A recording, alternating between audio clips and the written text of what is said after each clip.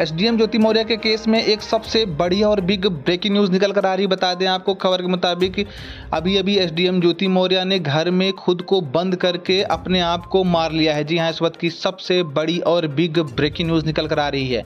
बता दें कि एसडीएम ज्योति मौर्य को अभी अभी जज ने सज़ा सुनाई है और सज़ा सुनाने के बाद ही वो अपने आप को कमरे में बंद करके खुद को ही मार लिए हैं, जिसके कारण उन्हें आनन फानन में अस्पताल में तो भर्ती कराया गया है, लेकिन बताया जा रहा है कि अस्पताल में वो मृत घोषित कर दी गई है। जी हाँ, इस वक्त की सबसे बड़ी और बिग ब्रेकिंग न्यूज़ एसडीएम ज्योति मौर्य को निकल कर आ रही। बता दें कि आलोक मौर्य को मारने का जो प्लान उन्होंने व्हाट्सएप पर डिस्कस किया था अपने बॉयफ्रेंड मनीष दुबे के साथ, उसी के प्रकरण में उन्हें सज़ा सुनाई गई है और जिसके बाद उन्हें यह बड़ा खामियाजा भुगतना पड़ा है। जी हाँ, इस वक्त की सबसे बड़ी खबर आ रही है। जानेंगे हम इस वीडियो में कि आखिर उसकी जांच कैसे हुई और जज ने कितने साल की सज़ा सुनाई और आखिर एसडीएम ज्योति मौर्य ने खुद को कैसे मारा। इन सभी चीज़ों के बारे में हम डिस्कस करेंगे इसी वीडियो में विस्तार से, तो इस वीडियो को अंत तक ज़रूर देखें। और साथ ही साथ यदि आप हमारे चैनल पर नए हैं और अभी तक सब्सक्राइब नहीं किया है तो नीचे लाल कलर का बटन दबाकर हमारे चैनल को तुरंत सब्सक्राइब कर लें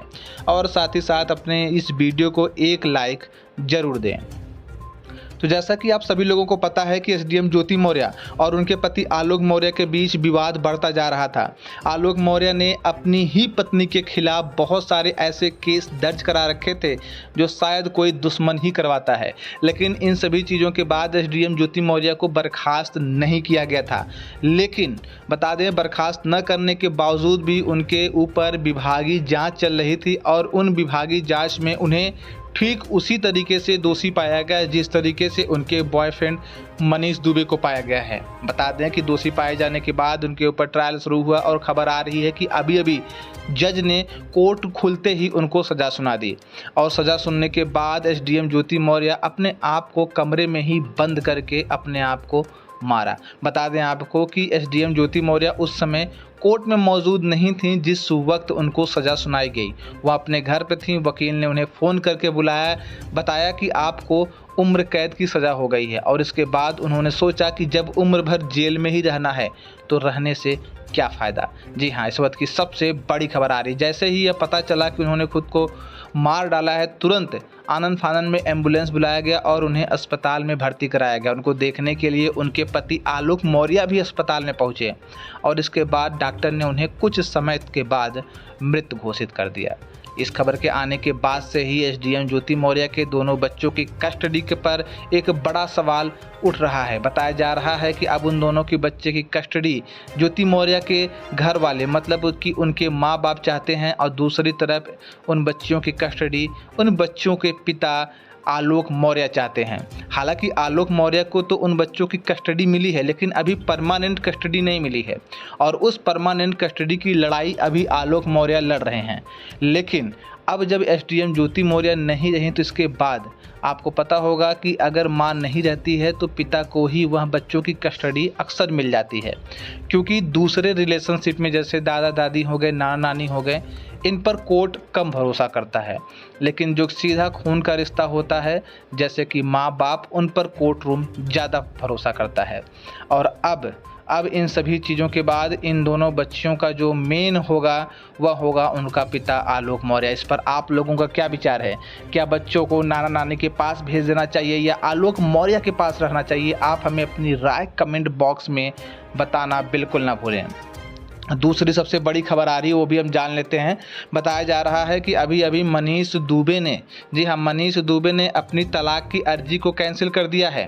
जी हाँ, जैसा कि आप सभी लोगों को पता है कि मनीष दुबे और एसडीएम ज्योति मौर्य बहुत ही जल्द शादी करने वाले थे, लेकिन जब एसडीएम ज्योति मौर्य ही नहीं करना चाहती, मतलब कि जब वो नहीं रहीं, तो इसके बाद मनीष दुबे अब अपनी पुरानी वाइफ के पास वापस जाना चाहते हैं और उन्होंने अपनी जो शादी को कैंसिल करने की तलाक की अर्जी फैमिली कोर्ट में लगा रखी थी उसे कैंसिल करने जा रहे हैं। जी हाँ, इस वक्त की सबसे बड़ी खबर आ रही है। बता दें आपको कि इन खबर के आने के बाद से ही ज्योति मौर्य का केस ही पूरा पलट गया। एकदम जैसे बिखरा हुआ केस यहाँ लग रहा है। इसे ऑर्गेनाइज करना उतना ही मुश्किल है जितना कि इसे बिखराना मुश्किल था। बता दें कि एसडीएम ज्योति मौर्य अपने पति आलोक मौर्य को मारने का प्लान सबसे पहले अपने बॉयफ्रेंड मनीष दुबे के साथ डिस्कस की थी। वो भी व्हाट्सएप पर, और व्हाट्सएप पे उन दोनों के नंबर भी दिखाई दे रहे थे। इसके बाद व्हाट्सएप चैट जब लीक हुआ, हालांकि आलोक मौर्य के ऊपर आरोप लगाया जा रहा था कि उन्होंने मोबाइल फ़ोन हैक करके व्हाट्सएप चैट को वायरल किया है, लेकिन जो भी हो, उसके बाद जब आलोक मौर्य ने सब कुछ प्रूफ मीडिया को दिखाया, तब जाकर के पूरा का पूरा मामला उभर कर सामने आया और उसी मामले को देखते हुए उन पर जांच शुरू कर दी गई थी। हालांकि जो एसडीएम ज्योति मौर्य के बॉयफ्रेंड मनीष दुबे हैं, उनके ऊपर आलोक मौर्य को मारने का जो प्लान था, उसका केस अभी तक नहीं चल रहा है।